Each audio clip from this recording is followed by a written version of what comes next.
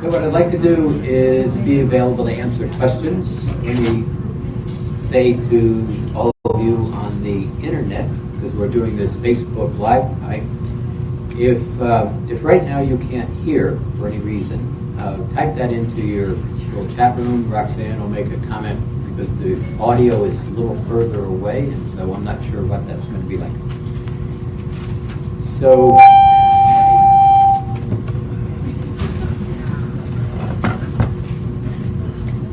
Amazing, I didn't even move. So what would you like to know, assuming I know something?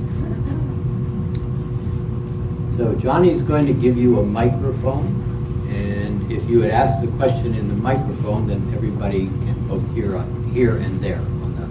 Okay, yesterday when we created the flower, a buttercup appeared for me, and it was so real. I knew that I could almost bring it into the physical without being weirded out. Yeah, I wonder if there's a way to phase that kind of thing so there's not like a shocking moment when it comes out of the virtual to the physical. Yeah, you get the stem first, and then the leaf goes out, boom, buttercup. No. So what the question is really about is we were creating a space that basically really kind of allows that apple to begin to appear in your hand. So the real question to you is, do you want the apple to appear in your hand, or don't you? There's no middle ground like, well, we'll just tease you and say, okay, it's kind of really happening, and now we'll wait for you to believe it. It doesn't work that way. You got to decide, I'm creating, and then it begins to appear. So, yeah. If we do some energy work, and the body's not ready to take it in, and then we do some body work that makes it so the body is ready to take it in. Is that energy that we did still there, ready to seep in at that point, or do we have to do more? So you didn't eat a meal yesterday, and now you're ready to have that meal. Do you think yesterday's meal is going to show up today? No, I don't either. So the question was, if I'm doing all this work, but my body's not aligned with the work, is the work going to wait around for me to get my body together? No. And so where we're playing right here, and this was the whole essence of pretty much today, is elevating these energy levels to a place where the Christed imprints are engaged, active and available to you. But if you don't take the time to take care of the body, then it's really going to be basically yesterday's meal sitting there waiting for you. Now, that's not purely true because you are creating the consciousness and creating the awareness. So in a way, it's sitting there. But what happens, think about it yourself. A number of people said, wow, I like this book you just read. I'm reading stuff and I don't remember that. There's your answer. I don't remember that. So just because we're creating these pieces, it's like reading a book and then leaving it on the shelf, never to exercise the instructions. So things will deteriorate. Yeah. Okay, thanks.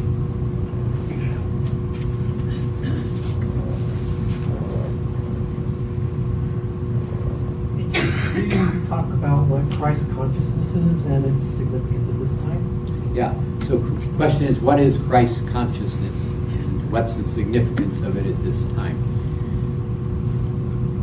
This shift that started in 1987, harmonic convergence, progressed through 2012, new operating system into the consciousness, moving to that fifth dimensional state of being, the platform that it gets created in to basically really hold it, at least the desired space, is that Christ consciousness.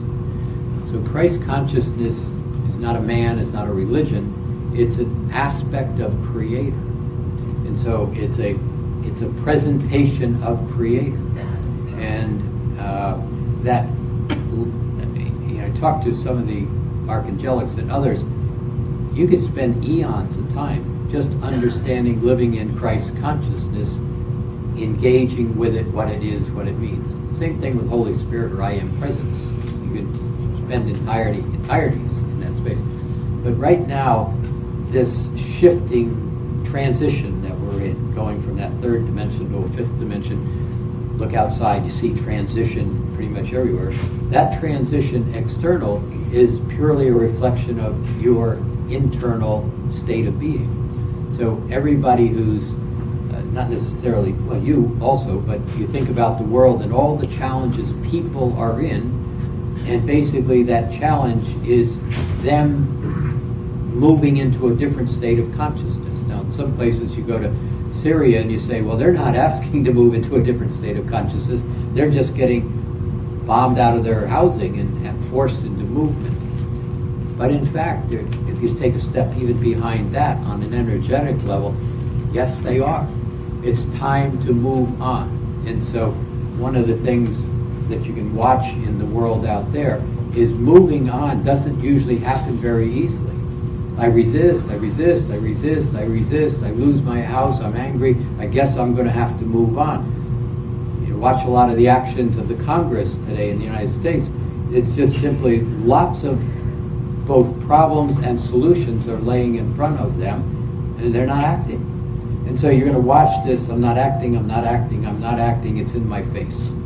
And so the world around you is kind of resistance to moving out of status quo. No good guys, no bad guys, just resistance. This Christed energy that's now coming in, and we started talking about these waves a couple of years ago, but these waves that began to be new expanded waves of light that started in the equinox in the fall last year, very much in the solstice of Christmas time. These are really potent Christed waves of light.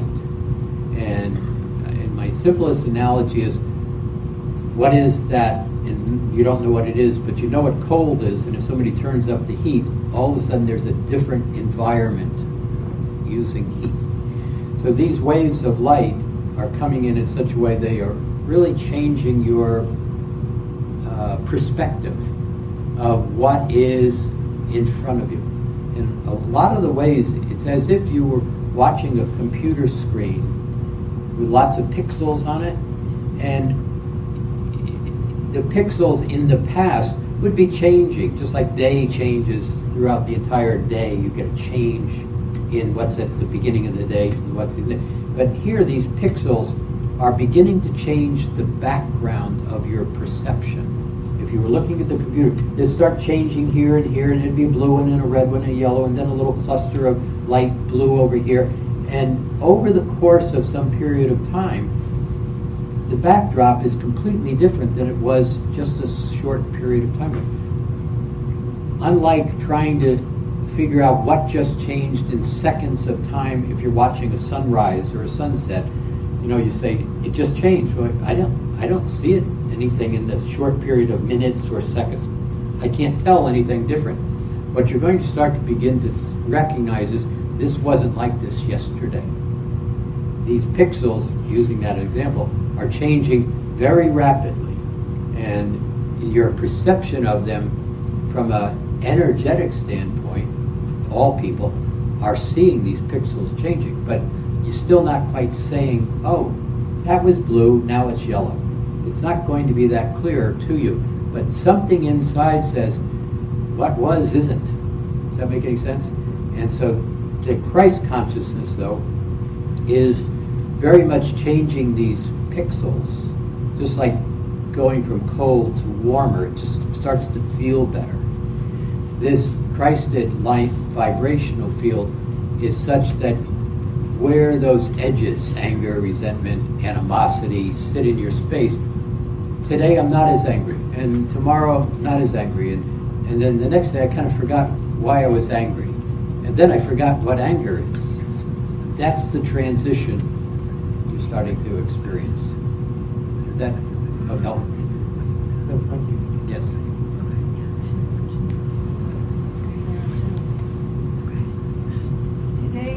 Today we looked at our life in 7-year blocks and gathered up ourselves to be in present time. So how important is it for us to remember who we were in the past or our experiences in the past, or not? Well, so that it's a So where we're playing, There we go. See? there's multiple parts of that. So the question is, we collected ourselves over a timeline. How important is it to remember who we are in the past? So the first part of the answer is an awful lot of what you think is your past is in fact not even your past. You passed through an event, and in that passing through the event, somebody insulted you. And you decided that that was something I don't want to ever experience again, and you made a decision about how you're going to perceive the world from that point on. To a great extent, that person may not even have been insulting you, but let's just say they did. And also let's begin to consider, maybe they were having a bad lifetime at that moment, and they just blurted out something. So you don't know all those things, but what you do know, 3-dimension, is they did that to me, they died the next day, I can't have any recourse, and I don't know why they did that, but obviously there's something wrong with me. Anybody know that configuration of thinking? But where you're beginning to play, you're playing, is that 3D limitation is if X then Y. In my reality, because the past is no longer available to me, it is a truth in my reality. 3D timeline.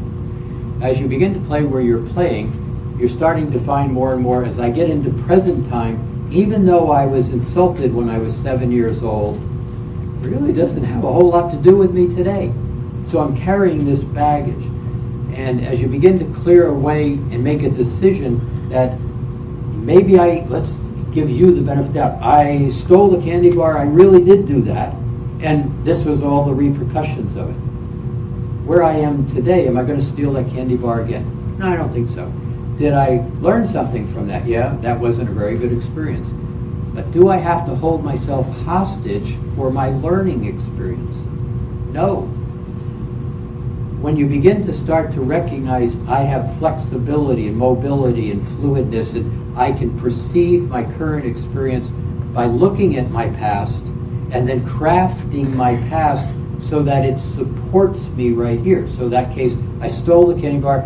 Yeah, I really did do that, and I really got my hand slapped. And so is that a useful experience? Well, yeah, it tells me I don't steal the candy bar again. Can I let it go now? Yes. There are lots of other experiences where you have been insulted or laughed at, or embarrassed, fill in the adverb and adjective. Do you have to carry it? And the answer is no. In those events, you start to realize I'm making this simple as I can. I was passing through an event and somebody said, "What an ugly green shirt you have on." But they were really talking to the guy over here with the ugly green shirt. I just happened to have a beautiful green shirt, but that's why I was confused. It's like, hey, I am okay. I didn't see the person over there. Am I making sense at all? And all of a sudden, for whatever reason, I realized there was somebody over there. As soon as that happens to you, you go, oh, it wasn't even about me. You ever do that? Oh, that had nothing to do with it. Instantly, it's gone. Instantly. So if when you have a new truth in that circumstance, and you realize the old truth has no value, we let it go. But what if an awful lot of your experiences that you've had really have nothing to do with you today? And that's the circumstance that most everybody is in. You are letting go of your experiences. Right from the beginning we said when you let go of these energetics and the emotional lock is gone, the history of the story is gone also. The whole memory starts to fall away because in where I'm talking, it's not really on your path. It's really not about your construct of well-being. It's just an event that happened. So how many of you, in using that example timeline, basically didn't see a whole lot on your timeline as you went through that whole period of time and looked into your history? You might have gotten a little point here that's like, oh yeah, I remember that. Well, you haven't cleaned that one out.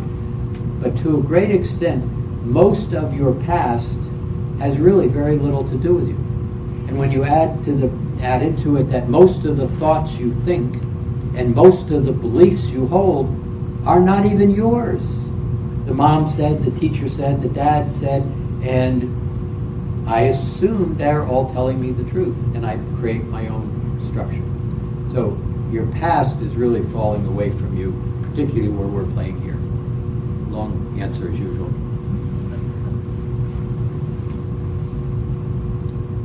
Hi, Jim. Hi.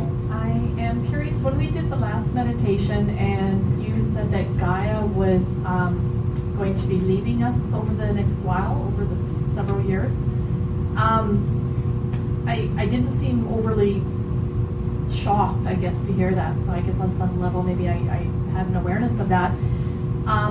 Is there a replacement for her, or is that us? No, Harry. Harry's coming. Yeah. So this thing with Gaia leaving, everything's in transition. In my simple terms, you only know yourself right here. Start, present. That's me. Now, where you're now playing is you're really beginning to start to access an awareness of you on a much larger level. But if you think about it, where we're pointing, where we're starting to go, it still doesn't make any sense. Oh, I can have snippets of it, I can kind of think it does this and that. I can have a belief system from that internal guidance system. This is what's coming. But beyond that, you have no idea. Now, as you begin to merge you as a spirit, this is where we'll talk tomorrow, is you are in a tremendous period of change. You came here to make this happen. You came here to participate in the transition of a conscious structure into another conscious structure. When you try to think about it with the rational mind and figure that out, it doesn't really make a lot of sense because you don't know what it means. We're going to take a pause, watch Roxanne. Oh, yes, good job. Tina said I need to move it closer, so I'm moving it closer. Yeah, Tina does this. There's the proverbial Tina said in life. Hi, Tina. So in a way, you don't know what you are in the process of stepping into. But you have a sensory perception that something's going on, and you also have a sense that this is something I believe in, I am participating in, I feel good in, this is what I'm experiencing, even though you don't know what it means at the end of the day. So you as a spiritual being are playing in a physical body, kind of somewhat blind, but trusting your own internal alignments. When you take that now to Gaia, Gaia is in the same place, fully conscious, having a set of experiences. And so is the sun, and so is all these levels of consciousness, all stepping into a new vibrational field of consciousness for each one. Gaia is simply stepping into another level of consciousness.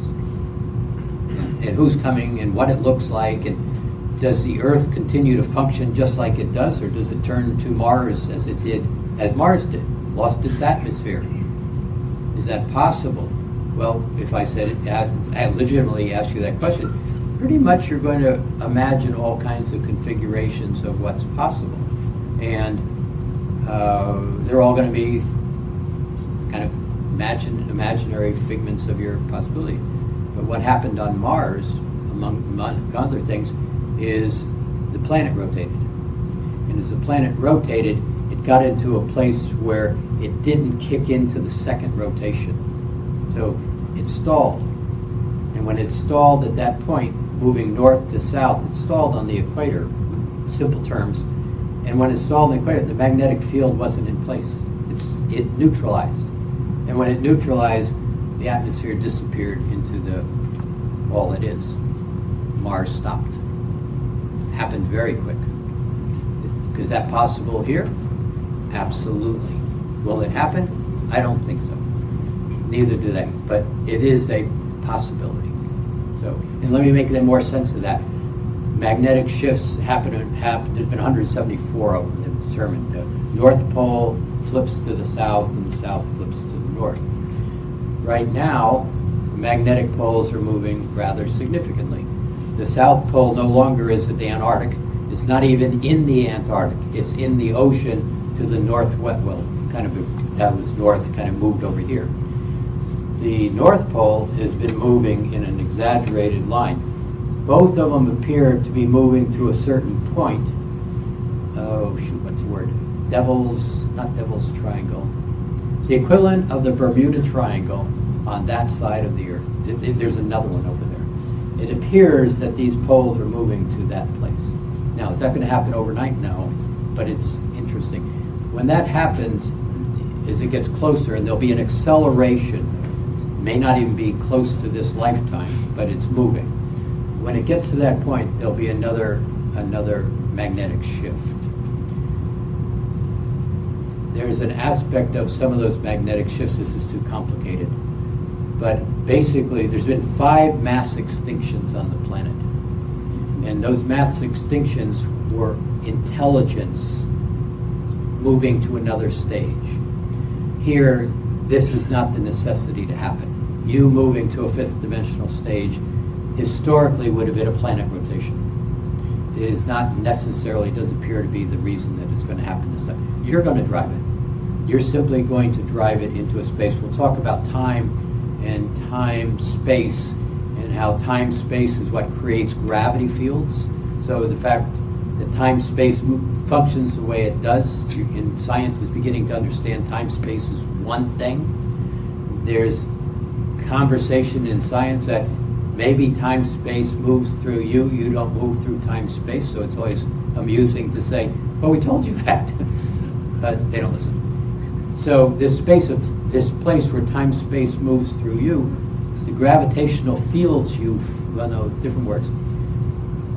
The magnetic fields, remember thoughts are electrical and emotions are magnetic. The magnetic fields have a tremendous amount to do with the emotional structures that we hold on the planet. And a lot of that magnetic field and the emotional structures are held in the 4th dimensional fields of thought. Now, if I lose you, just raise your hand, because I can try to say it differently rather than I'm going off somewhere and you're all going, whatever you say. So these magnetic fields, you know what it feels like to be angry, resentful, blah, blah, blah. You also know what it feels like to be happy, enthusiastic, laugh your butt off. One's a lot lighter. You're moving into a lighter magnetic field with those emotions in that 5th dimension. One of the things, I'm going to get in a lot of trouble. As these magnetic fields are breaking down, the shift is happening, and these poles are shifting, and the magnetic field around the Earth, you've heard me say this numbers of times, is weakening. What you don't know is what we call 3rd dimension. It's not the tree, the house, the wall, the chair. 3rd dimension being a construct of linear time, thoughts that have duality and separation, emotions that hold fear. That's a construct of gravity. And the construct is held by the magnetic field around the Earth. So magnets hold things in place. The magnetic field is breaking down. So would it make sense if the magnetic field is breaking down, or if we're moving into a lighter, smoother, non-emotional, angry state, that the magnetic field would be loosening? And so you're watching science and the physicalness of these fields breaking down. I was fascinated by a paper that was just put out yesterday, and it came through Science News, but it also came through Suspicious Observers. If you don't know about suspiciousobservers.org, these guys are brilliant. I mean, they're young guys in their 30s. There's thousands of them. All add to this, and the information is really driven from, someplace else. But this paper was talking about how this cosmic wave is coming into the Earth, and it's beginning to create a ringing in the magnetic field of the Earth, and it's creating an expanded brightness in the auroras, but it's creating a ring, and they kind of make it like, oh well, this is really cool, and isn't this cute? As soon as they get away from that, turn the camera off, it's like, holy jeez, what is this? They don't know. It's all part of the shifting process. Did I even come close to answering the question that whatever you I heard friend. Fred, okay, Fred works. Gaia's leaving, this whole process is shifting, so. I have two questions. One about Gaia. Gaia is the spiritual aspect of the planet, is that right? Gaia is a consciousness that has give it a name, Gaia. It's a consciousness, just like you're a consciousness. It has a body called the physical earth. Its awareness is all the things that happen on the physical earth. It's really mastered that space. And she's leaving. So if the planet doesn't have a spiritual energy, can it sustain itself physically? No, it will. There will be another energetic that will come into this play. You're not being abandoned. There's another energy that will come into this, and to a great extent, a lot of this is directly due to you. Most of you don't remember this, but it was really empowering in my space, and I think it was 2013 at the conference, and if you remember, Joan stood up and channeled a being called that one, Sonic Kimura. Anybody remember that? Yeah, right. Sonic Kimura. And Sonic Kimura, it was completely out of left field. I mean, that was not a part of the whole flow that Joan would channel. And Sonic Kimura said, because of what you have done, I can now allow the earth to be free, effectively what it says, and you are now in charge. Did it in a very elegant way. But when the fall of consciousness happened, it was Sonic Kimura and the other two more Kimuras. That's an impressive status on Venus. And they basically stood up and said, we will not allow the earth to be destroyed. And all since the fall of consciousness, that energetic has been holding the planet in a sustained state of opportunistic growth, and without having any damage significantly occur. Gaia said, I'll play. And so when the Kimuras left, Sonic could leave. It's not like Joe and Pete and Harry. It's simply a vibrational field that is a very impressive field of consciousness that reflects through Venus. The Hathors are very engaged in that energy level, and it's all sound tones. And they created a vibrational stability to allow the Earth to sustain through this period of third dimension. But they were that energy was really clear. If it wasn't for what you just did, I am not able to leave, is what it was able to say. I don't want to leave, but we've waited for you. So you all have done some amazing things, but as all of us, we look in the mirror and go, yeah, whatever. Whatever he said. My question is, I'm super excited about the causal body, because it sounds like this great experience. Yeah. So I was wondering, are we on the path to experience that, and do we make deposits into it? Yes, you make deposits every Thursday morning. So the causal body is not something that is understood because it plays very much outside of your reality. So one of the things that will occur is in year 2 of level 3, you start beginning to weave all of the various bodies together. Not the physical body, well, I'll explain that, but the mental, emotional body, the causal body, the oversoul, the Christed oversoul, all those pieces are you. They all are you. But they are also separated because of the fall of consciousness. So you begin to weave those all together. But the causal body is like, well, whatever that is. Where you're now playing is the causal body is beginning to come into a place of presentation and understanding. And so the simple version is the causal body is all of the great experiences that occur within the soul and the soul extensions. All of the great experiences. See, the soul is absolutely not interested in your misery. Zero interested in your sex life, your bad experiences. If your sex life was really good, soul's on. Other than that, no interest. So all of the noise, all of the things that have no real value The soul's not interested. That's why you don't see it the same way. But the soul wants to be in a physical experience. And the human form is the density that we all play in, and the soul, your soul, is interested in having this experience in that form. Now, let me make it clear. It is not interested in this physical body. Not this physical body. You've been dragging this physical body through the mud for a long time. Anger, rage, resentment, divorce, bad sex life, And so the soul has no interest in any of that. And that's one of the reasons why in your lifetimes, those lifetimes, a lot of them are terrible lifetimes. Nothing significant happens, especially in the density of the third dimension.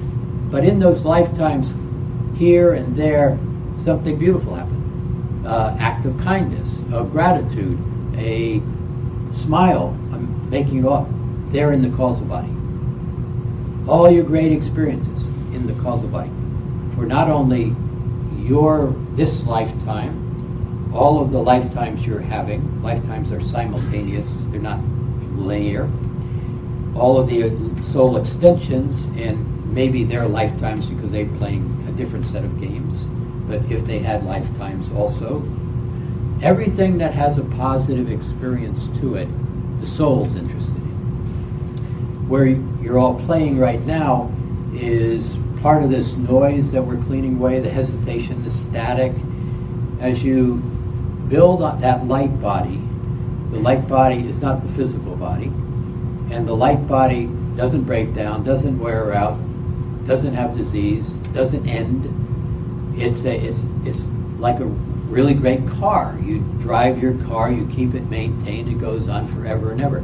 The light body, to a great extent, is a vehicle, a very intelligent vehicle that allows for many things to happen. But what you're in the process of doing is, as you get closer and closer to that light body, where many of you are now playing, the ability to vibrate the body and the consciousness at such a level, you can go up and basically just see that causal body. What a lot of people here playing in the light body are now beginning to have an awareness because of where we're playing, is a lot of the energies that you feel in this body. So let me keep it in this context. You've just created the light body. You just finished the Mastering Alchemy course. You're engaging in understanding it or experiencing it, even though it doesn't come to you in words and sound in English, French, and Spanish. You're starting to have a sense of yourself in that light body. One of the things, though, that you're having is, and Metatron said this for those of you who passed there, in the last 4 sessions, Metatron said a couple of times, the last experience you'll have in this physical body is self-judgment and doubt. No matter how hard you work, self-judgment and doubt will be the last thing you'll clear.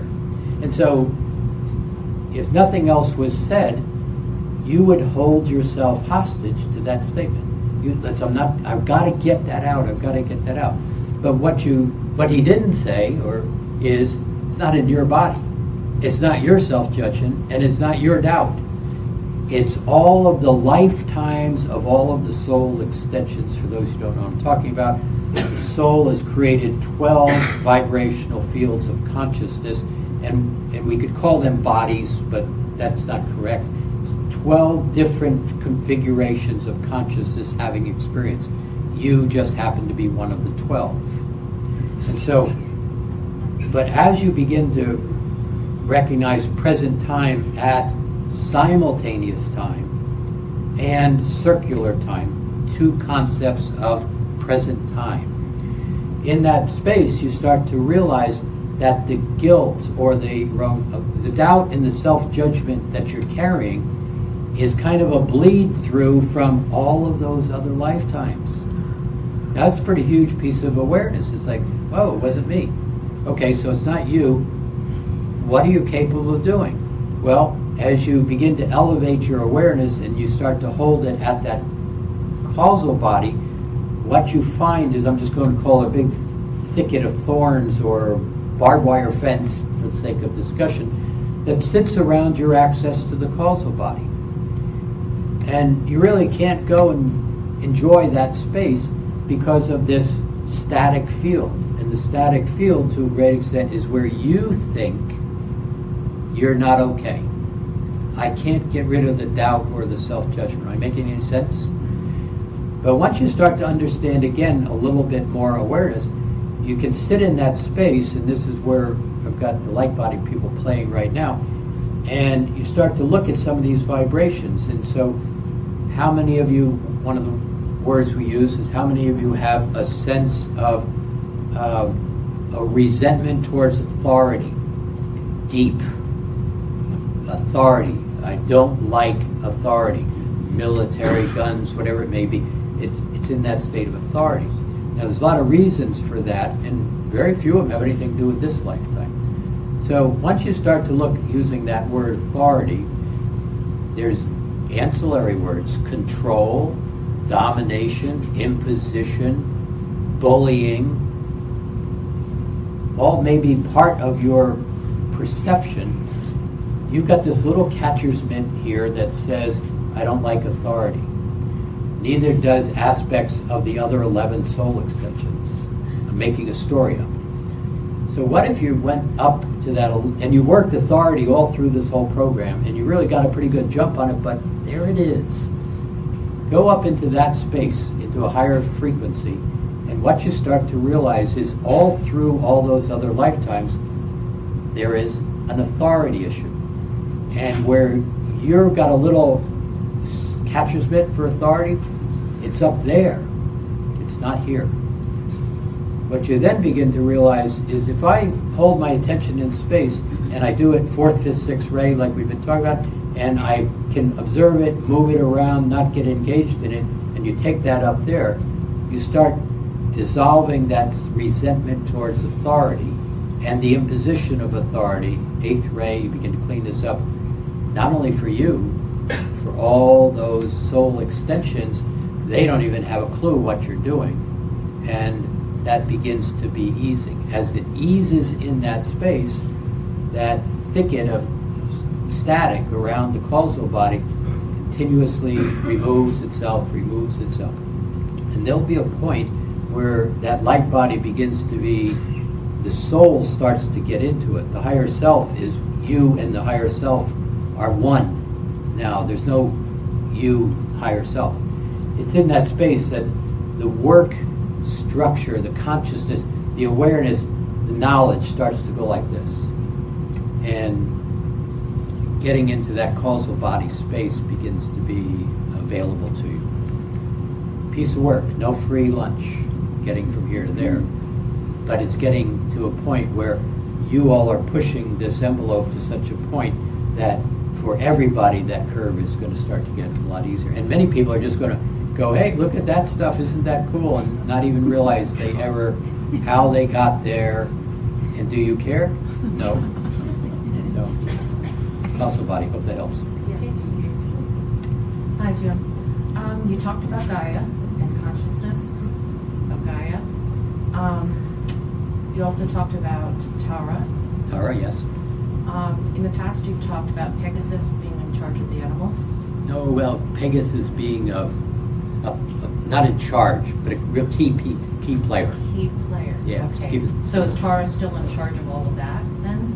So what she's referring to is, in level 1, one of the very first things we did, which was to create a structure and a memory for you, which you played in today, is that in the heart there's a table. I'm talking to people who aren't part of this.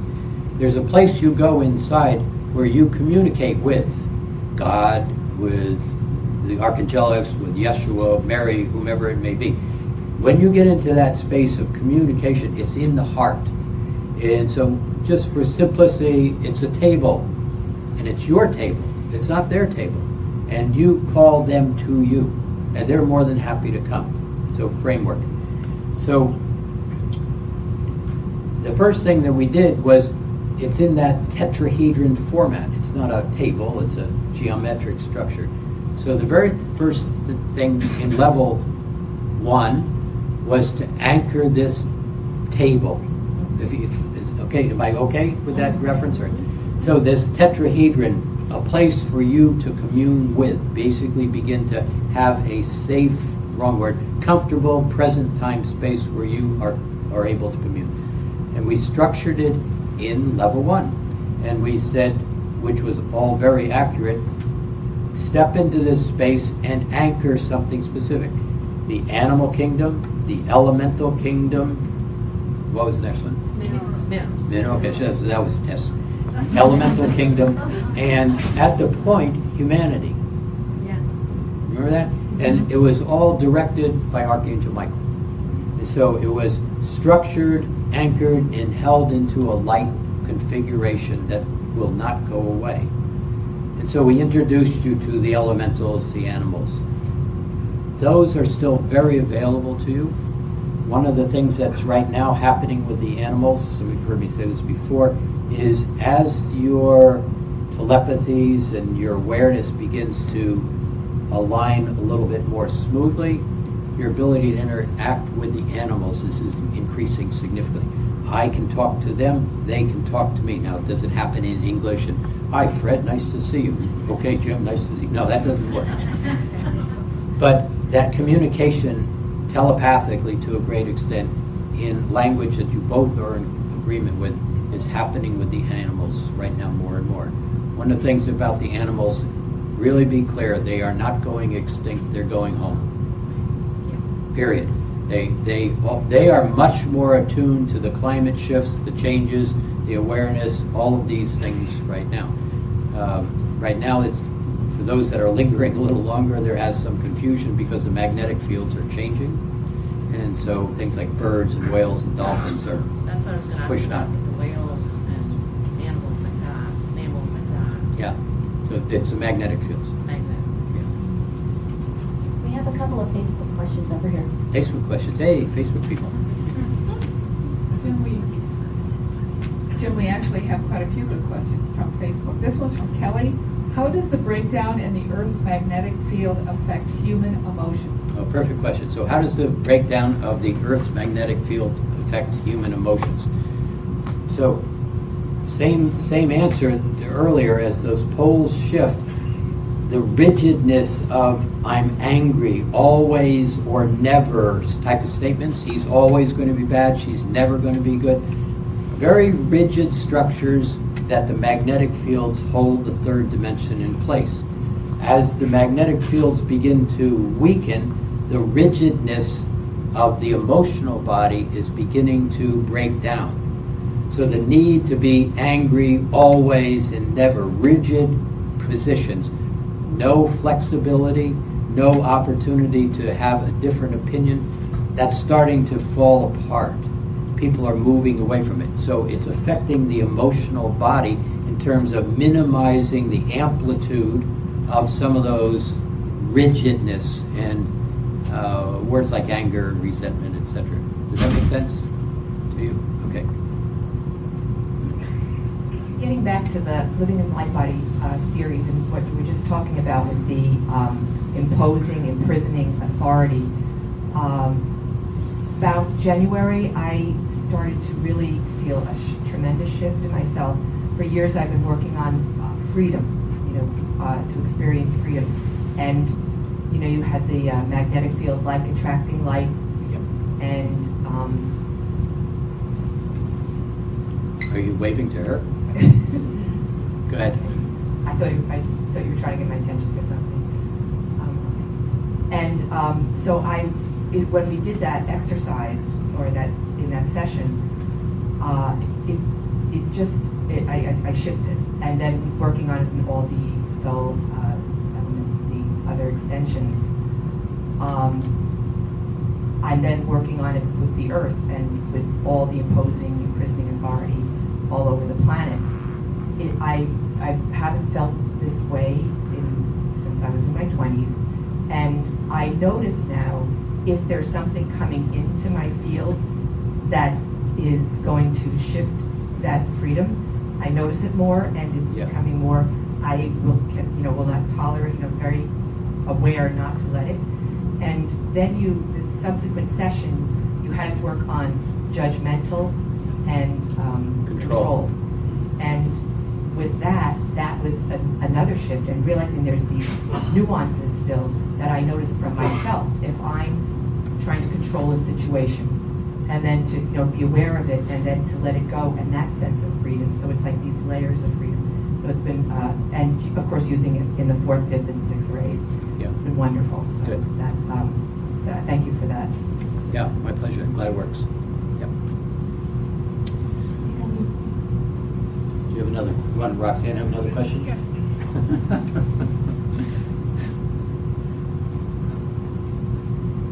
Okay, Jim, this one is from Andrea. We have 4 energetic bodies. The mental body emanates from the 1st chakra, the emotional body emanates from the 2nd chakra, the physical body emanates from the 3rd dimensional realm, yes?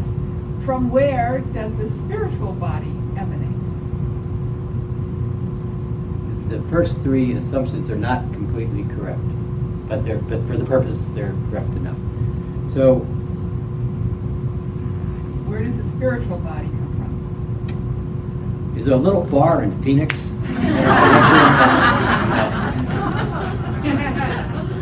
So the spiritual body is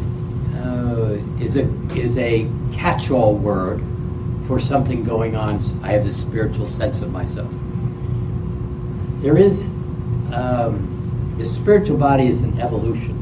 It basically is what you're ascending into. There is an aspect of you, and in pure terms, you as a consciousness exist. You just simply exist. Now, how you choose to exist and how you create the space to exist and have an experience in your existence, that consciousness of I exist is the spark of the Creator all the way down to you. I exist. It is everything. It is complete in unto itself. I exist.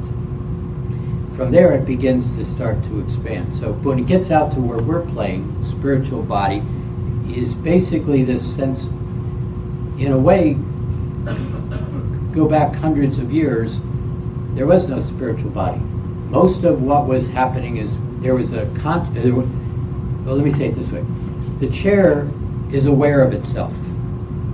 The rug is aware of itself. The ceiling's aware of itself. It's aware, but it doesn't have consciousness. It just simply is aware. It has a sense of itself. If you sit in the chair and the chair leans back, the chair has a sense of itself. That doesn't make it conscious. What you've done is, or the evolution of spirit to a great extent, is that awareness is starting to have aspects of consciousness. It's engaging in consciousness. Consciousness being spirit. Let's just call it spirit. You don't necessarily, you're not spirit. Spirit vibrates up here. Spirit created the soul. The soul kind of created you. Every one of those incremental steps is really about consciousness wanting to know itself. I wish to know myself. So it's always expanding. So you exist. You have experiences of consciousness. You've grown your consciousness. The soul has grown its consciousness. Everything is expanding. But right where you're playing in terms of consciousness, again, if you go back 100 years, not a couple hundred years, the nature of consciousness of human beings back then really was pretty minimal. And you've heard Yeshua say 4 times in the whole body of Mastering Alchemy, what I came to do, I didn't accomplish. I didn't fail. The density of consciousness into consciousness was so thick that to create what we were trying to create, we couldn't get it done. There's no failure. But he's very clear on what we did and not succeed, you will succeed. So all deeds I've done, you will do more, all that passage in the Bible. But he says it in Mastering Alchemy really clearly. And you're accomplishing. You are far more successful than I was, but we set the platform, and so spirit basically wants to know itself. Consciousness is, I'm going to be simple, is the playing field. And everything exists in consciousness. As you put your attention into it, you begin to experience consciousness. Doesn't it sound like what you're all about? And so here we're at a place where one of the games was, let's put a bag over our head and we'll forget who the creator is and we'll forget who I am and we'll go down into this dark place and we'll bump around, we'll see if we can get our way back home. Really, that's simple. But it took a long time. And now you're at a place where you're going home. The bag's off your head. You're kind of bumping around. It's like you're in a new train station in Geneva. And it's like, well, I've never been to Geneva before. And there's lots of tracks and lots of people and lots of motion. And somehow you got to stop and go, okay, let me get my bearings. And that's really where we are right now. It's like, okay, lots going on. Let me just get clear. Would that make sense with all the work we've just done in the past 2 days? Let me step over here, take a breath, figure out how to move all this around without making it a problem. So I may have answered the question. Mateo! Hey, Mateo. I didn't see you for 2 years. Oh, I know, we're catching up. So my question is about distinct or static. So all the work in Mastering Alchemy is about the tension point. After many years with you, I'm able to stay in the still point, the mind think and the thoughts bring me away from the tension point and bring it back. It's easy now for the work. So what is that static? That's when I am present time, I'm centered, and bring myself, the thoughts bring me away and stay even for hours. So today we work with the word static. Can you describe a little more what is this static? If I recognize the thought and I go back, but when I go back, this static bring me away again, and I'm not able to stay in present time because it's this tenseness, this heaviness, like warm water today experience that. So what is that statics, if you may explain a little bit more?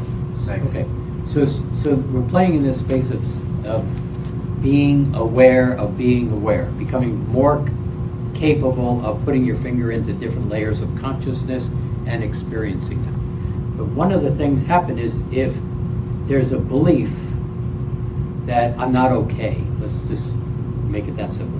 I have a belief that I'm not okay, and I'm not dealing with the belief. I'm trying to figure out how to get around it or avoid it or have the nice life that I really want to have, but I don't deal with the belief. Every time I come back to a point of being quiet, there is this noise. There's this odd feeling. I'm not okay. Something's not right. Creates static. Well, I want to go over here, and as you want to go over here, there's this, well, are you sure you want to go over there? That voice of the belief says, because last time we thought about something like this, we really burned our finger. Don't you remember that? And so all of a sudden that rational mind, or the rational mind's response from the belief it holds, that this isn't going to be okay, however that manifests, this isn't going to be okay. But you're saying, I'm getting it. I can be okay. I can go have these. I believe all these things. But if the belief where the static is originating isn't cleared away, then the static sits there and creates hesitations. It creates excuses. We can't do that because. But don't you remember the last time we did this? So the static sits there like this all the time. Your intention is really clear, but if the belief system isn't cleared away, then there's no freedom in that I want to just jump off the cliff and fly, and because I can, and I believe it's going to work, and it does. It's fascinating. Okay. Thank you. Facebook question? Jim, this question is from Kelly. She's on Facebook. How does the breakdown in the Earth's magnetic field affect human emotions? Didn't we just do that one? Yeah. My fault. Here's another one. We've got 3 devices going right now. This one is from June. Are soul extensions the same as twin flames? Okay, great. Are soul extensions the same as twin flames? I'm going to crush somebody's reality here. Twin flames, so soul extensions the same as twin flames? No.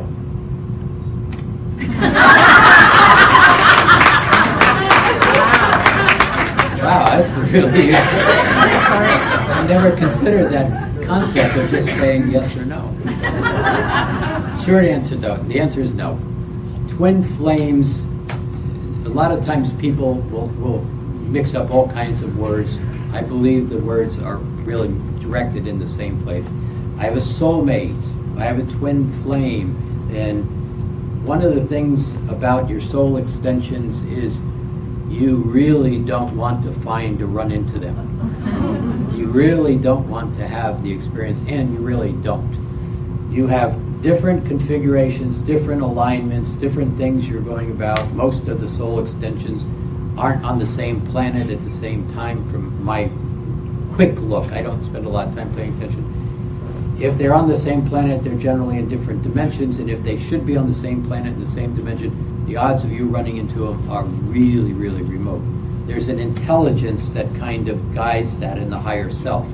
So you hear people saying, oh, I have this soulmate, I found my soulmate. What they're really saying is, I like you because you're like me. Really, that's simple. And one of the things that you say when you get into those situations, husband, wife, people you like, you can call them soulmates, but really what you're experiencing is not the space where we keep saying, oh, I love you. Well, it's really, in pure terms, a misnomer. The answer, really, the statement is, I love me when I'm with you. You're reflecting back to me all the things that I get happy around, and I'm really happy when I'm with you. Does that make any sense? Yeah. So if you're not putting it over there, in fact, how's that really worked for you? I love you, I love you, I love you. Then you disappoint me, and you embarrass me, and add up all the things. And you change on me. I love you because you're like me. And then you stop playing tennis. Well, that really sucks. I got no place to go to love you anymore. I get really no place to go to I feel the reflection of my experiencing myself enjoying me. So that soulmate piece on the first level ain't going to happen. But mostly it's you get around people that you like. I've found, and Roxanne, I've played this lots of different times, is if I can make you smile, I feel really good. So if that begins to be a reality, I feel good when I give to you, I validate you, I do something with you, we have a good experience. If that's what makes me feel good, why do I embarrass you? Why do I be rude to you? Why do I get angry at you? Why do I all do those things? Well, there is an answer to the why, and a lot of times the why is going right back to the beginning. I like you because you're like me. That doesn't mean we enjoy each other. That might mean your father beat you and my father beat me. And so I understand you and you understand me. I remember kind of working with a couple one time when I said to them, have you ever thought about getting a divorce? And they're at each other in the whole conversation. Instantly they stopped and looked at me like, do you want to die? I was like, no, I was only kidding. Sorry. Yeah, I lost my mind there. And then they went back to screaming at each other. They are so locked into their pain and their engagement in pain, the concept of not being together is more scary than because I know you and you know me, but I don't like it. They didn't get to that point. I hope that answers that question. Hey there, I would just like to know more about the El Shaddai. El Shaddai is an aspect of the Holy Spirit. It's a sound tone, and it's a vibrational frequency that really doesn't allow disharmonic vibrations to exist in the place it is directed. It doesn't impose, it doesn't step in and say, hey, I'm the El Shaddai. When you direct it into a vibrational field that is disharmonic, meaning it has no relationship to the light of the Creator. It simply neutralizes that entire field. It is an exquisite tool, but not understood real well. It's something that you put your attention in and sit with, and it's like mastering a fine sword of something. You know, you can pick it up and it's like a machete, but it's not. And then you start to get more elegant with it. And that's where the El Shaddai begins to be very, very present. So you were saying earlier, I'll repeat it. on our class, and you were talking about resolutions and moving into resolutions using what you just said. It sounds like using the energetics of the El Shaddai would help to bring about resolutions. Resolutions meaning completions. Is that what you mean by the word resolution? That's not my word. The resolution of conflict. Okay, so the balancing or the completion of resolution. Yeah, El Shaddai basically begins. I don't know that I would apply it exactly like you're showing me the picture, but the answer is yes. El Shaddai smooths out things and removes the static and removes the disharmonic vibrations for choice to come about. Okay, over here. These are great questions. My question is about the fall of consciousness. I remember you saying that when consciousness fell, the archangels petitioned for a different job. Job description, change of job description. And there were beings that were trapped. Correct. I'm curious to know if we are assisting them in being released with Yep. our work. Yes. Yes. Let me explain the question. So, when the fall of consciousness occurred, it didn't occur in a day, it didn't occur just overnight. And fall of consciousness is kind of a religious term more than actually a reality. There was a set of, the Creator wanted to know itself, gave the blueprint to the Creator gods. They wanted more, they got another blueprint, very expanded, the rays of consciousness, or at least the first three rays. There are lots of rays being, take those first three rays and you can make a lot of things from those three things. It's like having flour, butter, and sugar. You can make a lot of things from flour, butter, and sugar, same kind of concept. But in the process, some of those Creator gods got really enamored with their own creative light and stopped using the light of the Creator. Most of you know all this. And so there began to be little wobbles. And those little wobbles, mutations, distortions, after a time began to have a life of their own. So they kind of roamed all through the universe in terms of how things were done. At the same time, the intention to know more, myself more, in many places in all that is, most of which places in all that is are not physical. Physical is only a little tiny thing in all that is. But when physical was created, when the awareness of changing a wavelength to a particle, because that's what happened, the opportunity to create density was really exciting, according to Uriel. And that process went on, and they kept wanting to know more. What if we got it more dense, more dense, more dense, more dense? So as the densification of consciousness was happening over here as an experiment, a lot of the mutations started to get into the fabric of the creation of that. And eventually, my simple answer is, it was like a chemistry experiment in the lab that went wrong. It just was, well, let's just add one more and see what happens. My simple answer is, everybody outside realized they had to lock the chemistry lab.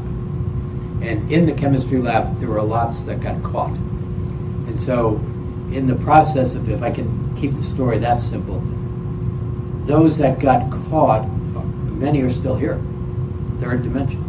And so the archangelics' role was to, when they were created, was to be the audience of the Creator, or the Creator beings, the Creator gods, to basically They were the audience of the great plays. They went to be entertained and have joy. That was their job. But when so many of them got caught into the fabric of the chemistry lab experiment, they petitioned the Creator to allow them to assist in getting everybody out. And hence, that's how you come to know Michael and Uriel and all of the rest of them. And so that process is changing. Are there still archangelics that are trapped? Yes. Are they, I'm using my own imaginative words, are they communicative right now? Are they aware right now? To a great extent, yes. Do they still have their foot stuck in the mud because those that created the chemistry problem haven't unraveled the chemistry problem yet? And so, does that make sense? I'm being really simple. Have they been freed? Not necessarily. Have some of them? Yes. But are there more? Yes. And is the opportunity to take the knowledge of unraveling the chemistry explosion added to all that is in remarkable ways? Absolutely. One of those remarkable ways is what was perceived as the Christed being in presentation has been expanded significantly. And so what was referred to as the Adam-Cadman framework, the blueprint for the Christ body, not the light body, Adam-Cadman body. The Adam-Cadman body has been upgraded really significantly. Very exciting. First of all, I just want to thank you so much for that book. Oh, the book. You and Roxanne. Oh my God. I am now calling it the New Bible. Ah, the new Bible. Yes. Ooh, that's scary. No, to me, that's what it is. My question is, this afternoon, before we did the very last meditation with Gaia and the Earth. Yeah, when we did the other one, I was like, went off like somewhere else. Like, I don't know. I mean, I don't remember anything about it. How in the world can I keep myself present in the present moment so that I can hear everything that you're saying? And it's driving me nuts because I feel like I've lost a lot. You can sit back in the back where people can't hear anything. It'll work really good. Well, and then the crazy part is as we're going through that process, then I have all these like spasms in my body that are like energy coming out of it. It's nuts. Yeah. Shoot. It is Wow. totally nuts. Glad that's not me. Similar answer to Mateo's question. There is a belief there somewhere that's not being dealt with. A set of thoughts. Somehow, in your, I'm not going to read everybody's question, but in your case, you have a performance. You believe you have to perform. Does that make any sense? Yeah. And so I need to do, and I need to be seen. Because if I don't do and I don't be seen, they might find out I'm not okay. Yeah, probably. I could be making that up. So, but where we're doing all this work, there is no not okay. There is a, let's just pretend this, what I'm saying is correct. So there's a belief there that says I'm not okay. And if anybody found out I'm not okay, I'd really be embarrassed, and and then run out the whole list of words that would go along with that. And rather than them finding that out, I'm going to be in their face before they're ever in my face. Hi, nice to see you. Here, let me help you. You know that person? Oh God, yes. Oh. Yeah. So now Guilty is charged. Now wait, is that a good thing or a bad thing? Or see, right here, there's no judgment about that. Right. I don't have a problem with it. Yeah. So, well, I'm used to it. Well, then you have a problem with it. So now, listen to my words. So you say, well, I don't have a problem with it.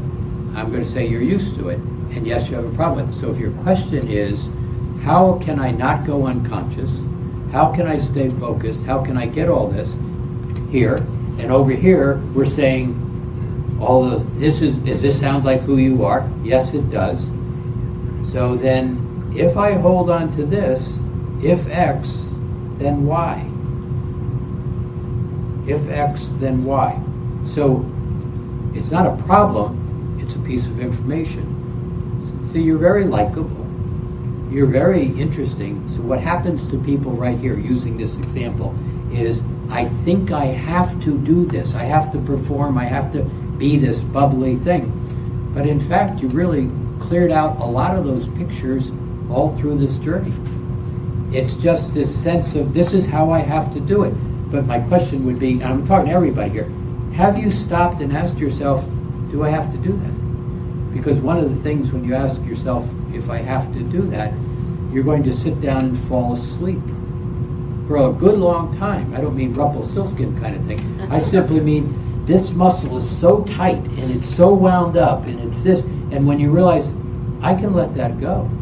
In fact, it's not even making sense what I'm doing. I'm a nice person. People like me. I get along well. I help people. But over here, it's I have to. Over here, it's this is how I am. How I am is quite delightful. Nice personality, pleasant individual. But as soon as you realize this and this are not the same thing, and this is a whole lot more comfortable, this starts to relax. But this very quickly says, I'm exhausted. I am wiped. Does that make any sense? Yep. And so, are you willing to sleep for a few weeks? Not a bad thing. What if you're perfectly fine? What if you're delightful? What if there's no performance required? Good idea. Thank you. I appreciate that because I am obviously exhausted.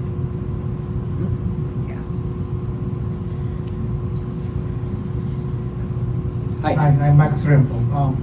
I wanted to, if you could speak about DNA and water. I'm interested in magnetic language of DNA and the interface, how DNA interfaces the physical and non-physical. Okay, so tell me the part about magnetic you said. A magnetic language of the DNA. Okay. DNA is the coding system to your existence in physical life. DNA is a software program that runs through your personality. It structures your personality. It structures your physical body. It structures your mental, emotional configuration. It basically is a software program. Very sophisticated software programs. Those programs are set in motion, and part of the magnetic structure of the DNA codes is your genetics. My mother said, my mother's fathers, doesn't matter, basically said this is how life is. And I here believed them. And I began to perform based on those alignments of thoughts and emotions. Does that part make sense? Thoughts are electrical, emotions being magnetic. So this is what we do in this culture, in this ethnicity, in this province, fill in the blank, in the city. This is what my people do, and it gets passed down generation after generation or generation. And so we get into a software programming that basically says, this is what I am. Where all this work is, we're playing, is we're interrupting the this is what I am based on somebody else's fears, needs, wants, scarcities. You know, they all lived here. So one of the things that's coming up is in May, we're going to go to Switzerland to deal with you equivalent over there. There's about 100 some folks. And I've been wanting to do this for a long time, and it's going to be a real dance because the bulk of the people are in this 50 to 60 year age. What do you think influenced them more than any single event in their reality? World War II. The parents lived that experience, lived scarcity, lived fear, lived all those things. And was that programmed into the DNA structuring of the kids?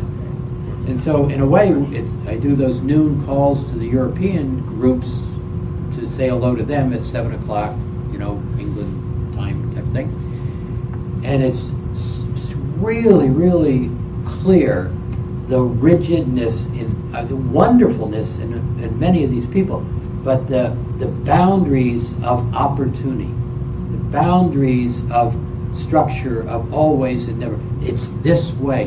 And the levels of kind of lack in a lot of ways now being grossly inaccurate in one hand, but the control mechanisms that say this is the truth. And it's an amazing thing. And when you start to work, as we do with numbers of those people, and it's like, you mean I can let this go? Yeah, you can let it go. And the conversation lasts a week or two or a month or 6 or a year, and then finally it's like, I get it. I can do that. But to get to the place, just like you're all having the same experience, not with a war place, but get to the place that says, you mean I can just let this go and do this? That point of decision making is the same over there as it is the same here. It doesn't matter what the circumstances are of the programs. It's simply, I can let it go and I can go over here. And that's what you're working on this whole weekend. How do I get away from the hesitations, the doubts, the resistance? So the magnetics, to a great extent, is the emotions that are magnetically holding the alignments together. And you're seeing this as the magnetic fields break down. You're seeing the world's population in massive migration. It's moving all over the place right now, due to wars, or due to Syria, due to Lebanon, due to all kinds of things going on. But the motion is changing. I'm leaving my alignment. You look at a lot of these young kids that grew up in that, they don't function the same way that the adults function. And then when you start to look at the millennials of all these countries, they're millennials. They don't have the baggage of that I'm kind of talking about. Did I give you an answer? Yes, thank you. Thanks.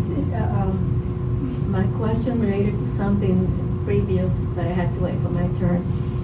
You said that the elementals gave up love and will return it to them. What was attained by them doing that? So, I said earlier this afternoon that the elementals gave up love in order to have humanity in this regard, but basically consciousness on the earth. If they had a choice, and part of it was for their own well-being, even though that's painful. You got to stop them. You have to give up love. Well, that's like, no, why would I do that?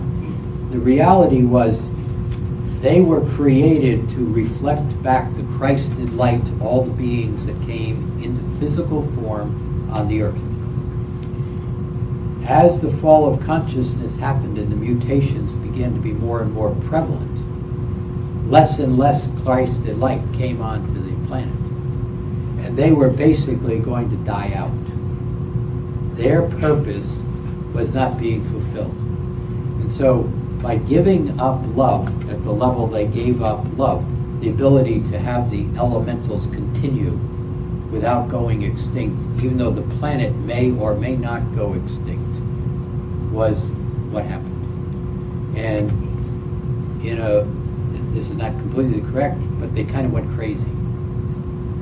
They were angry, they were felt oppressed, felt done to, felt taken away from, and part of the significance of the collapse of Atlantis on a physical level was the anger of the elementals.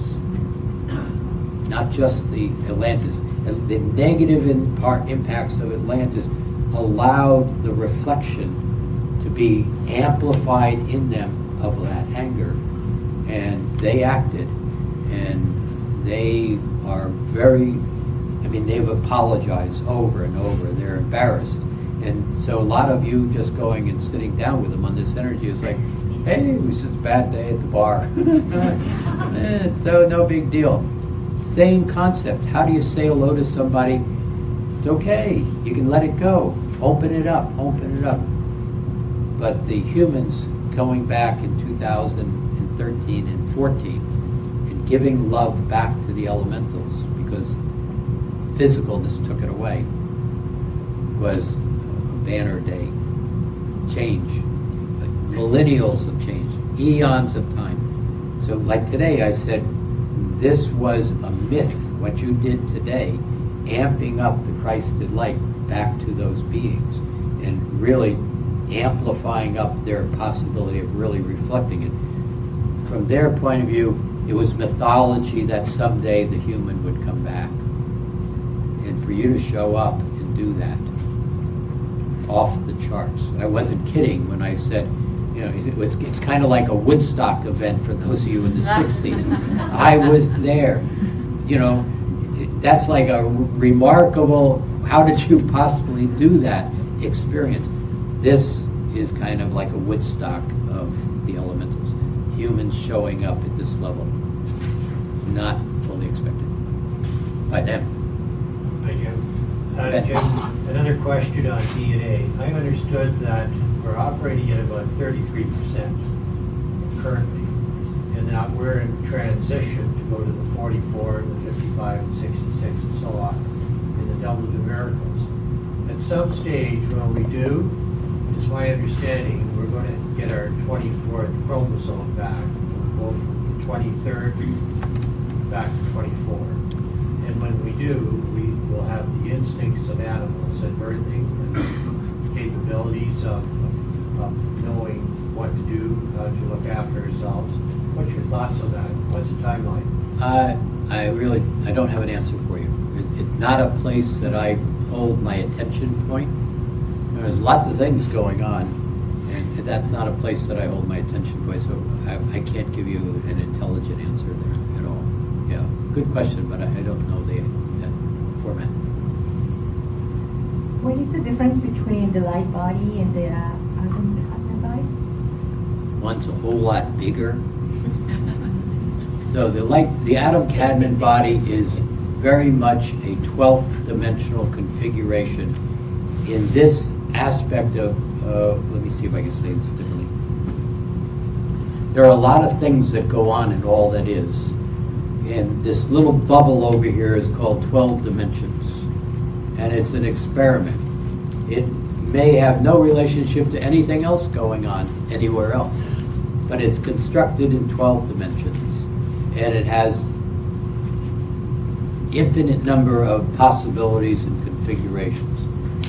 The Christed light in a fully engaged 12th dimensional configuration is related to all of that, whereas this light body is really a vibrational field that allows you to basically step into a full state of consciousness in a vehicle that isn't going to break, die, or end, and allows you to operate in that fuller state of consciousness, evolving yourself, versus the physical body that has a clear limitation and time, begin and end construct in it, and it is operating in fear and survival and separation in the third dimension. So the light body becomes the vehicle that allows you to step out of separation, the game of third dimension, the game of lower fourth dimension. If you remember, there's a place in year 2 of level 3 where we begin to point out there are 3 tiers to the mental emotional body. It's not just a mental emotional body. And that first tier is very engaged with third dimension emotion and thought.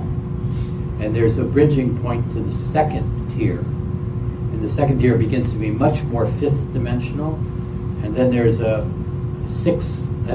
third layer that is very multi-dimensional. And so there's a point where you begin to eliminate the third dimensional mental portion of the body.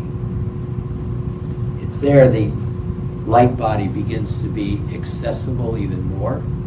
And you've heard me say often, the light body is not the end game. The light body is showing up at the starting line. There you begin to have this aspect of multidimensionality. See, you don't learn lots of things, you already know it all. And so at that light body stage, when you start to do some of the things we're doing here, and you start to amplify the light body and begin to merge with the higher self, you know what the higher self knows. Instantly. You just step into that vibrational field and know. It's just like I said to you today, I don't know, I don't know, I don't know. And as soon as you put the wires together, it's all of a sudden you know, and you don't remember ever not knowing. That's the light body. Good question. Is this okay? Is this all working for you all? Yes. Okay. So I'm really fascinated with stem cells and like everything that I'm hearing that's happening with stem cells and the research. And I'm wondering if you can talk about that. And is that the direction that like medicine's going to go? Like, is that going to be the foundation? Or can you speak to that? Yeah. So stem cells are a neutral cell that basically, when you add a program to it, it becomes that. Right now, they've got stem cells that within 3 months you can grow a new tooth. Amazing stuff. Amazing stuff. They basically can train a stem cell to basically be a nose, and they're growing noses. Some just fingers. So it's still in a very early stage, even though it's very advanced. But stem cells is going to be a big part of the change for a while. Then it's going to go into a next evolution of things that you may or may not like. And we'll talk about some of that tomorrow in terms of the artificial intelligence that begins to be applied. So there's the stuff that's being created right now technologically with artificial intelligence, off the charts. Off the charts. Do you know that cell phone you have in your pocket has 4 billion transistors in it? Transistor used to be something that looked like, that, and you put it in a radio and hoped you could talk to it. 4 billion. And what they're now saying is the next iteration is going to be an organic consciousness to some extent, replacing the 4 billion and doubling it. Now you're talking artificial intelligence. As soon as you say hello to Siri or Alexis, you're in artificial intelligence of pretty sophisticated level, until you realize you listen to these guys and they basically say, we're at about 15% of what's possible. They're saying, wow, this is really cool, but we're just off the starting line. But when you really listen to what these guys are talking about, it's amazing. I know the Sacred Heart is not a location, but when you talk about the violet flame in the Sacred Heart, is that actually in the body?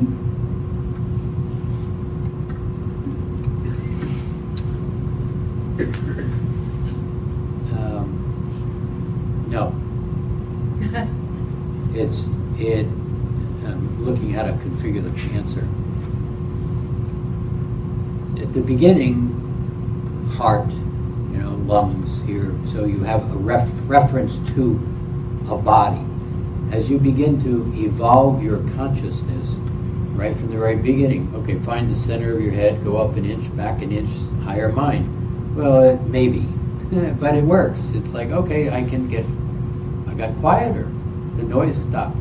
Okay, I injected curiosity, quiet, a couple of variables, and built a structure, and you believed, okay, this is higher mind. It is, but we're creating a pathway. Hold on to the higher mind, merging with the heart, sacred heart, pink diamond, all these things. These are vibrational fields of light. They're aspects of consciousness. I exist, I'm finding consciousness. At the beginning, the whole frame of reference is my body, and where is it as a location, the heart, or whatever it may be. But as you begin to access this, you begin to be this level of consciousness. You still have a body, and a lot of times it's easy to point to the heart. Well, I know where the heart is, okay. So it becomes a piece of the stability, piece of the structuring. I know where my heart is, so because you haven't mastered your attention point at the beginning, okay, I can put my attention here and I'm comfortable. I know this is where it is. But as you begin to get more comfortable just sitting in a space and being able to, like we're doing now, the point at the center of the circle, and the circle is infinite. There is no, oh, it's just out 12 feet and that's your circle.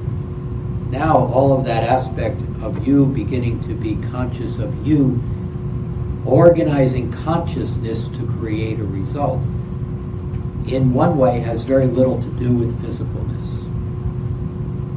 Does that make any sense? So, but the violet flame is an alignment of light, and there is a relationship to the body, and that pineal center is a huge physiological center in the Eye of Horus, in the second triad, in the creative work configuration of how do you make things happen. And so, but the body and the rational mind need a physical reference point to make sense of.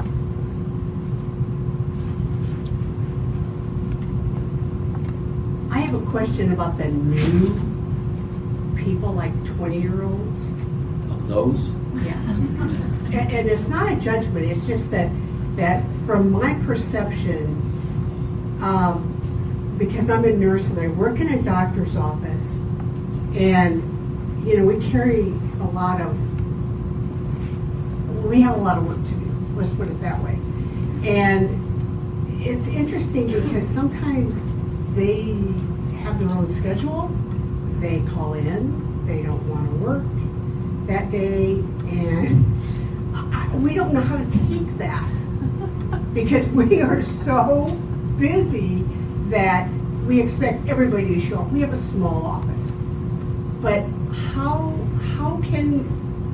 could we connect to them better so that they would show up to go to work and actually work and not be on the computer all the time watching television and on the cell phone watching television or whatever they do.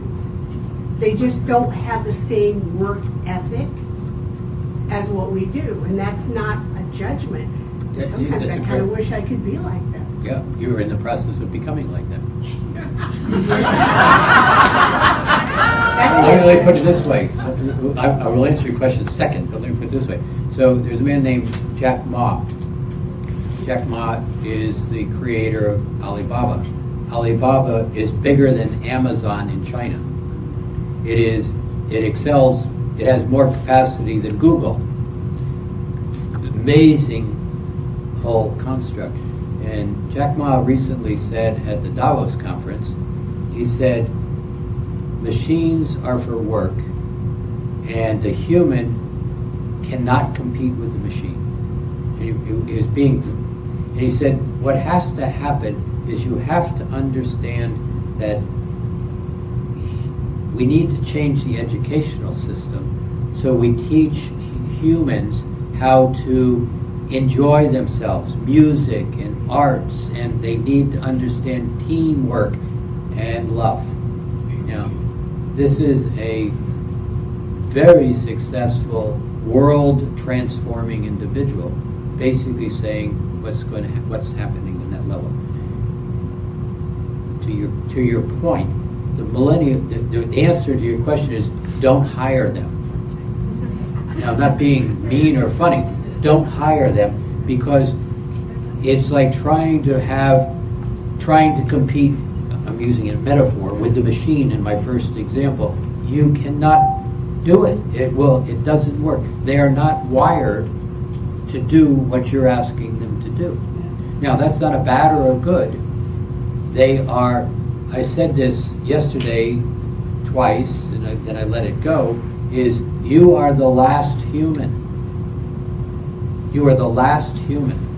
The next iteration of humans is already created. They're human, but they are not like you are human, and you are very much like the multiple generations before you. Variations on that theme. These millennials are a break in the line. Now, you all asked for them, Blu-rays and indigos and blah, blah, blahs, and they all started showing up in 1987. They were all under 30 years old. Harmonic convergence. Bring me a new consciousness. You're getting exactly what we've mocked up. The challenge is, I don't get it. Why aren't they like me? Oh, wait, let me say it again. They're a new element. So, to the end, really, right to the question, don't hire them. Yeah, personally, I don't have anything to do with hiring. Yeah, but I'm answering your question. But I wouldn't hire them, no. So, but the system, now on the other hand, the kids are the ones who are generating the artificial intelligence experience. They're going to put 800 million people on the earth out of work. 800 million is the answer. 50% of the workforce is going to be taken out of work. You as a nurse, you don't have a job anymore coming in a few years. Oh, now let's go full circle. Okay, it's great. What are you going to do? Oh, I just got freed. What if there's a whole income system that gets recreated and all of a sudden, I'm making this up, but not so much. Here, I'm going to give you $2,500 a month. Go enjoy your life.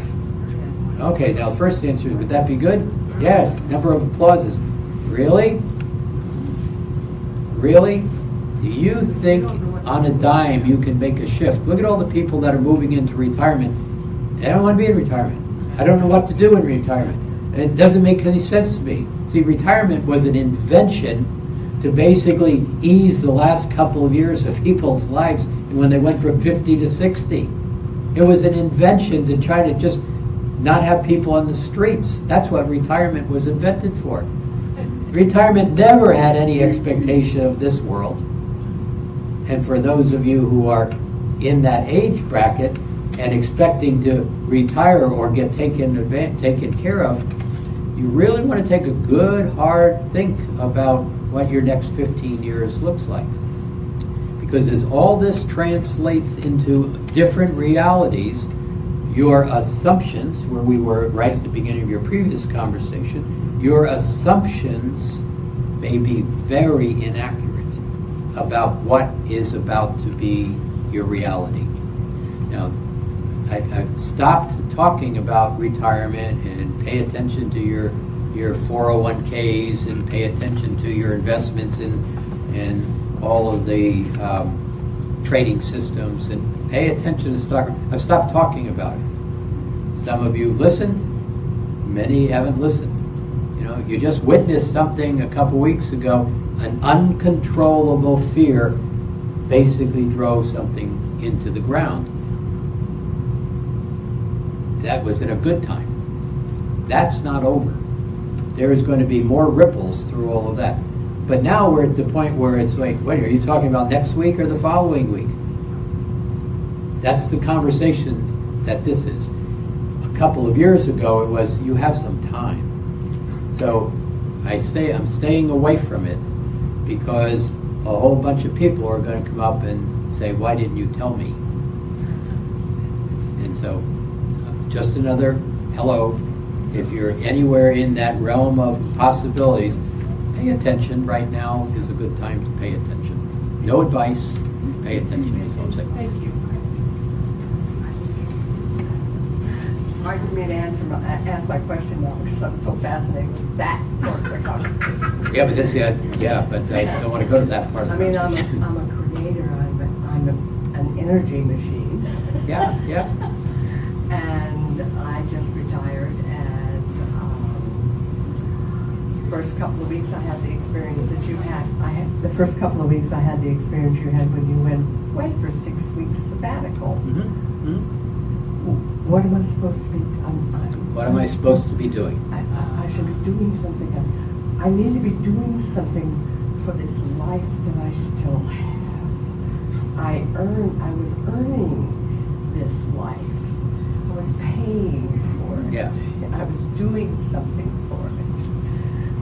And it's really great. Yeah.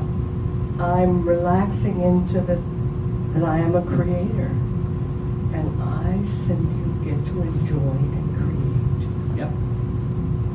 I'm being with the people that I want to be with. I'm with an elder person person, I'm with a young child, I'm with someone at the beginning of their life, and I'm making a difference. Just my being, my loving, my breathing is making a difference. The elder says, when I'm with you, I feel more like me than with any other person that I'm with. I just feel alive. I feel like me. That's the aside. Now I'll ask the question that I have. Thank you. That's her other being talking. That's, yeah. I mean, it's. So what's your question? About the soul extension. It said in the soul extension that as we handle this business about self-judgment and doubt, that it is affecting the soul extension. You will. And my question is, do I care or do I have any concern about how the soul extensions are affecting me and affecting my experience? Yeah, that's your concern. That's your question. How is what's going on in their worlds affecting me? What your world affecting them, you don't care. Now that sounds kind of a harsh statement. You don't care. You have no, right where you're playing, one, you have no idea what soul extension, I'm telling everybody, you have no idea what soul extensions are. Yeah. There is not a thing you could possibly figure out how to have impact on or value to soul extensions. It is a wasted conversation in your head. I'm talking to everybody. But what is valuable is you have the capacity to take the word doubt. Now understand that this feeling of doubt that I can't fix, I haven't been able to get rid of doubt, actually may not be your doubt. So if you elevate your vibration to the place where you can sit and ask the question, where does this doubt come from? You begin to recognize it's in the soul extensions. You don't care. Your interest is in cleaning out the catcher's mitt that allows the doubt that's over here no longer to have any effect on you. So I don't care about You don't care about it at all. I really... Nope, don't care about it. In fact, I'm just making up a story that doesn't even exist. There are no soul extensions. Yeah, I don't care, but it doesn't have an effect on my being. You don't care. Thank you. Now, I'll answer the last part of it. The reason you don't care is because when you create that light body and that ascension process and the blending with the soul, all the other 11 soul extensions come home. Oh, I love that. So, but if you care in the interim, Yes, yeah, no. you get in your way. I feel okay not caring. Good. I think for the first time in my life, I don't feel guilty about not Good- caring. good I'm not choice. certain Good. what that is, but I don't think it's my job. No, it's not your job. Your job is to go enjoy yourself. Go and have a good time. Facebook question, Jim. Jim, this one is from Sherry. With all the changes in the magnetic field and Gaia leaving, how do we ground now?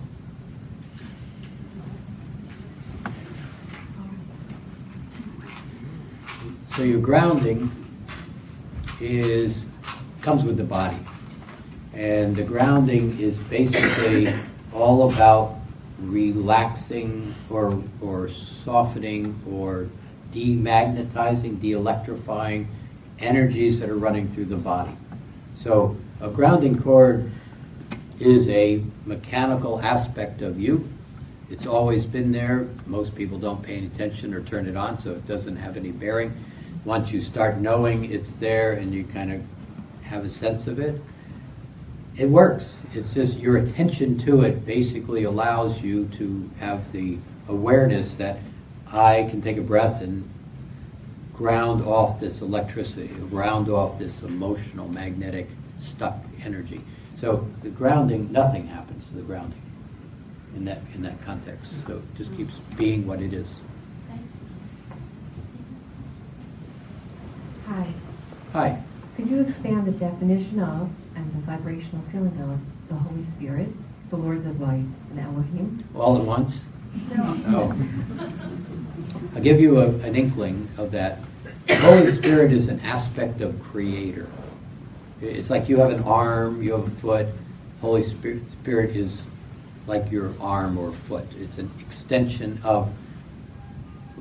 That's not quite great. So this has functionality in your experience. An arm, not an extension. It's a functionality.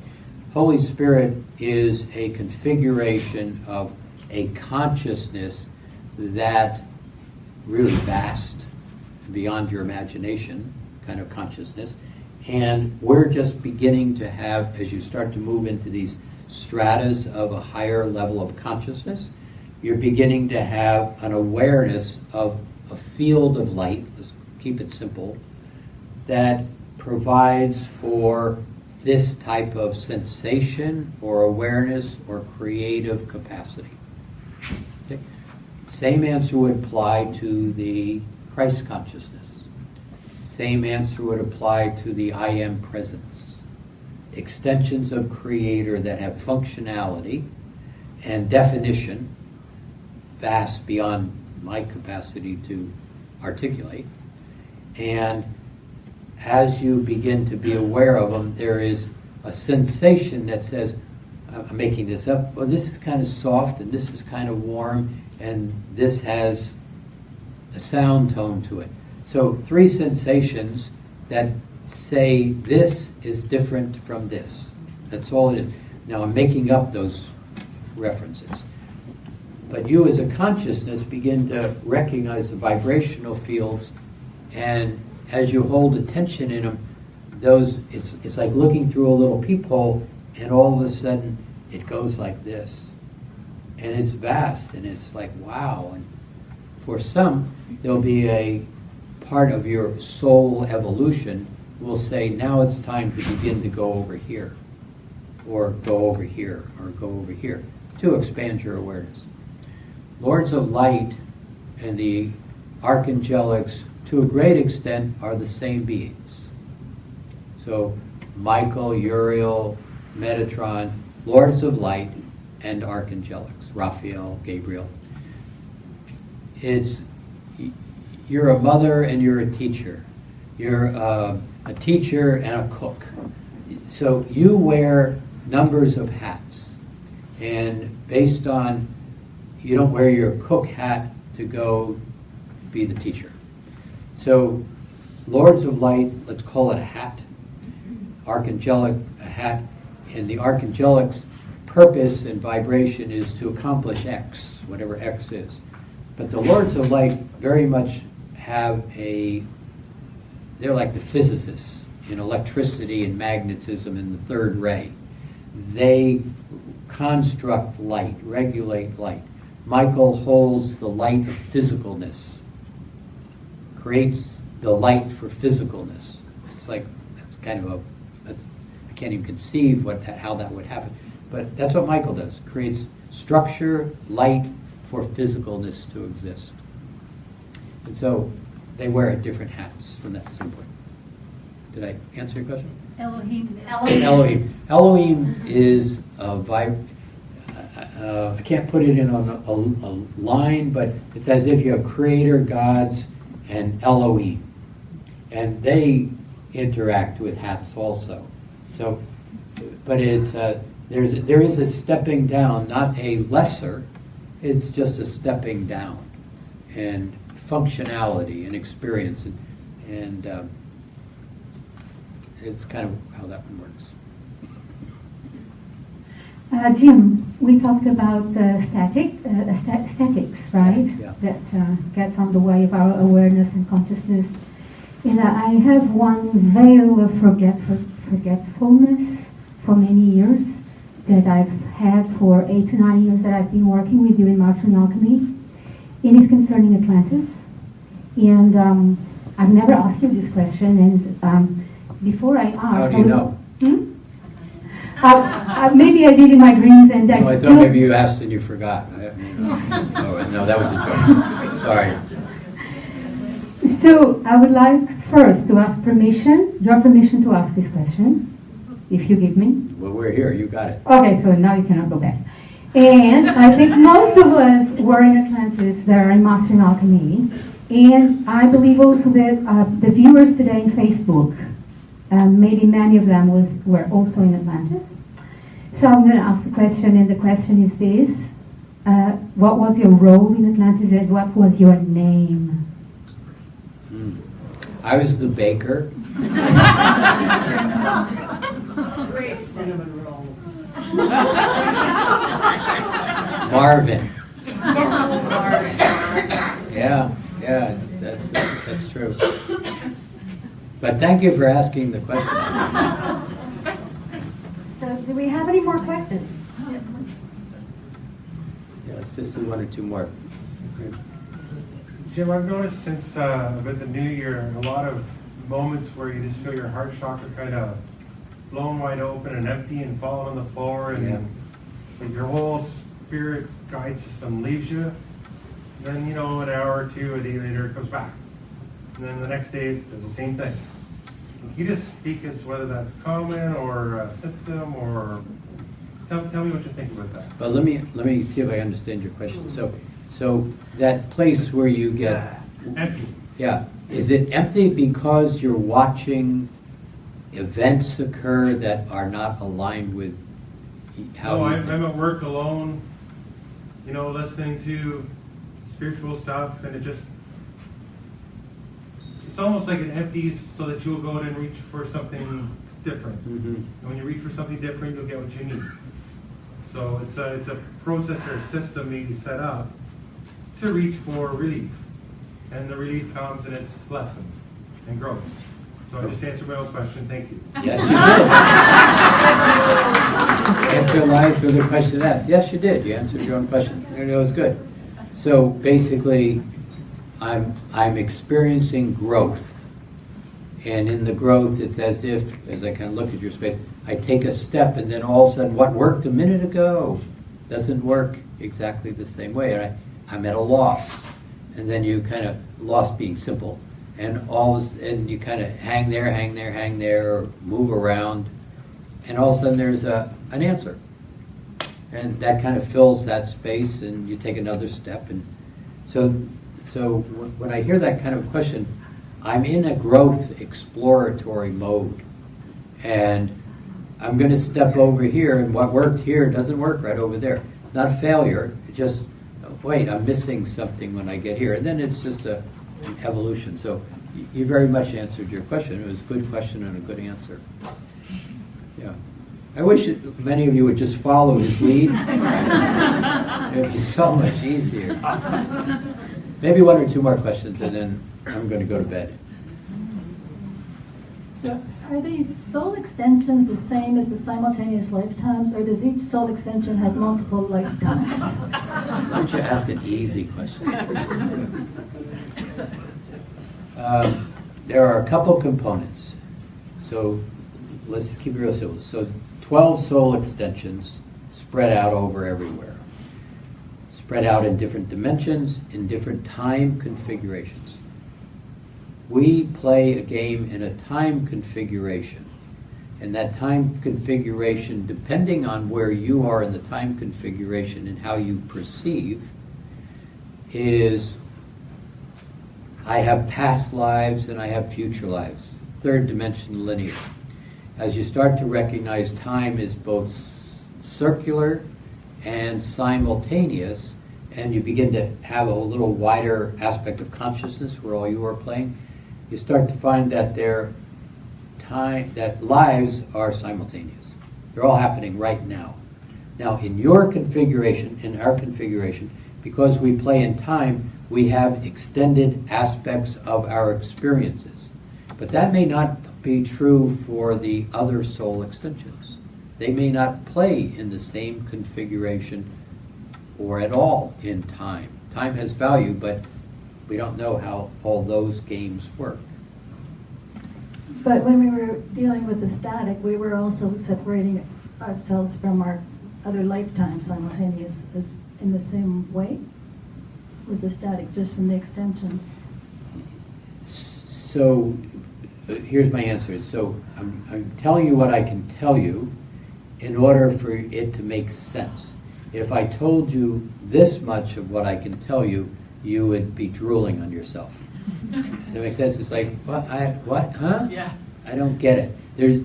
So this you can grasp, and we'll start to play with this a little bit more tomorrow, and we'll push the limit a little further. And we'll push the limit a little further.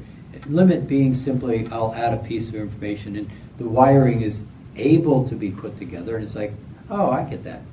But right now, if I said what this is, the wire would never stay because there's no foundation. Is that an acceptable answer? See, it was just like today where I said at the end, we really want to clear the genetics out of that first chakra. But it was out of sequence. And so we did the whole piece of working with Gaia and the elementals in the heart of the earth for the feelings and experiences of it. If we took the genetics out beforehand, it would have created a wobble at such a level in your space that you wouldn't have noticed the nuances that were presented in the earth. There was a lot of sensation that was made available to you consciously that you don't consciously grasp at the moment. That sensation of Gaia touching you was vastly expansive, and I'm not going to call it a healing, but a download of information that you could spend a lot of time, if you had a lot of time, and you wouldn't scratch what you were just handed. It was very, very significant. And so to miss that, we had to make a decision to do the genetics or pass the genetics. We'll do the genetics tomorrow. Because that's kind of how you have to look at some of these things. Maybe one more question if somebody's got one more. Jim, you had talked about time shattering. Could you just say a little bit more about that? Well, we're going to talk about it tomorrow. Oh, okay. And in the context of time and space pass through you. You don't pass through time and space. And time and space are one thing, they're not two things. And when you begin to understand the mechanics of time and space, particularly in relationship to emotions and thought, there's a 90-degree angular relationship to it from a physics standpoint. But what is going to happen, and I've been telling you this for years in different references, you're about to step into different stratas of consciousness. It's as if two worlds are going on simultaneously. One will see the other, but the other one won't see you. And there are variations inside each one of these stratas. And when time starts to shatter, it's going to be, if presented prior to a lot of it happening, which most of you will understand, the ability to navigate through the seams will be understandable. Maybe easy, maybe not easy, but understandable. But for the average person, it'll be like all of a sudden the kaleidoscope twists, and it's like, what just happened? And so it's going to be very interesting to see what happens at that point. But we'll talk about it a little bit more tomorrow. So I'm going to be done. So hope that was helpful.